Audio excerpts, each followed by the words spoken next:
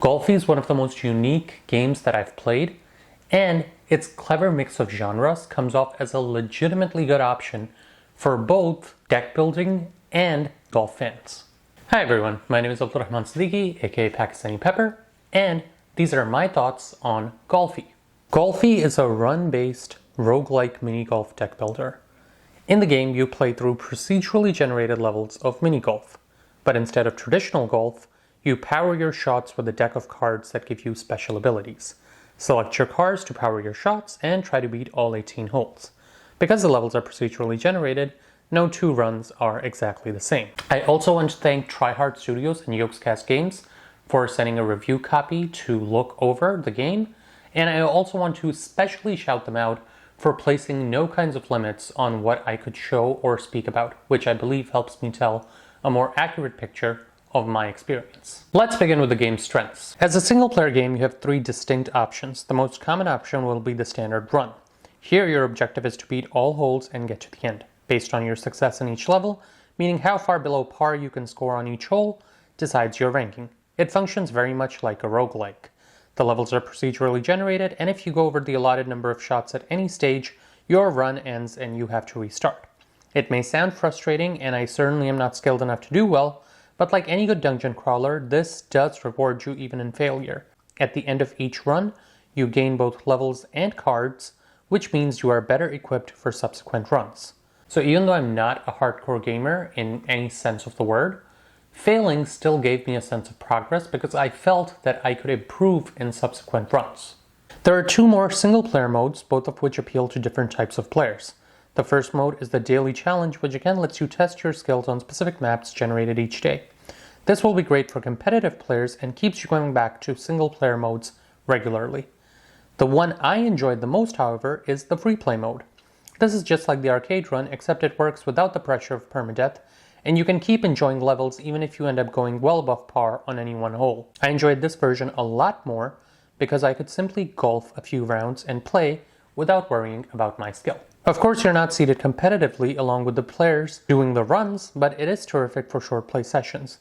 And with this game being Steam Deck verified, short play sessions of 15 to 20 minutes are a great way to keep coming back to the game casually, which Free Play mode is best for, with a proper save system that you can always resume your game. This mode also let me appreciate the scenery of the game in greater detail. These are beautiful, varied, challenging environments that I couldn't quite enjoy when I was always under the pressure of shooting under par. When I got to Free Play mode, I could sit back and pause at how nice the game looks.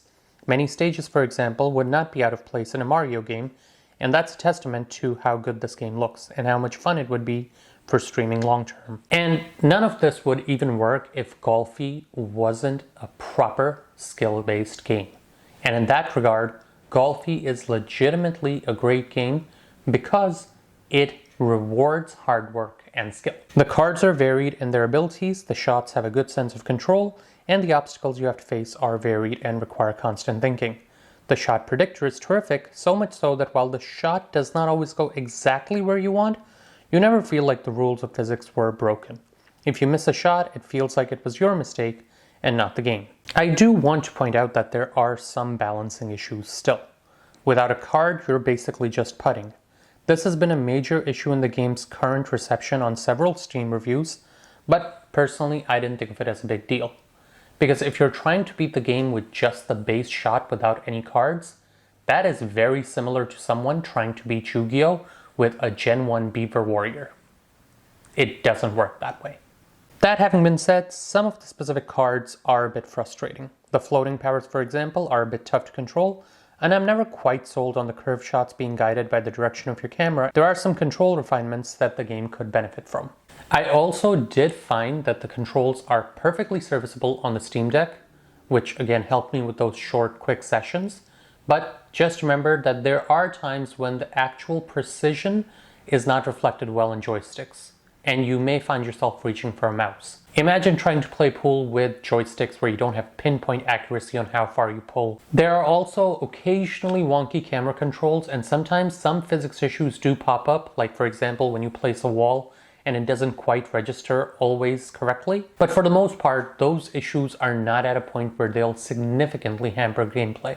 Or at least they didn't in my case. Competitive players may vary. So to recap, this is a genuinely skill-based game where your ability to craft a meaningful deck and take good care of the angles of your shots will dictate your success, not some random unfortunate physics. The game can improve over time by balancing and fine-tweaking of both cards and controls. For long-term success, I think adding themed cards or lore to the game will be key. After all, I primarily approach this as a fan of deck building games like Yu-Gi-Oh!, and that genre is very big on adding more game mechanics over time. The current depth of the cards is nowhere near anything like what you would find in many other deck builders, with varied strategies, histories, and lore, and I'm interested to see how the game develops in time. My personal wish would be for them to add more lore, a story mode even, because the color in these levels, the creativeness in some of the stages, demands its own open world exploration. These developers are talented, and I want to see where they can go with more world building. But all in all, this is a game that you want to play. If you remember playing Yu-Gi-Oh! Wheelie Breakers back in the day of the Wii, this is another combination of deck building and sport. The developers have also definitely taken the results from early access and applied them, and are constantly working in an active Discord community to try and build ideas. So I do hope you'll give it a shot. I'll also link my Steam review below if you prefer to read this information instead of watching it. As always, this is Abdurrahman Siddiqui, aka Pakistani Pepper, saying peace out, stay peppery, and don't forget, sometimes life's best lessons are in the stories we hear least. Have an awesome day, guys.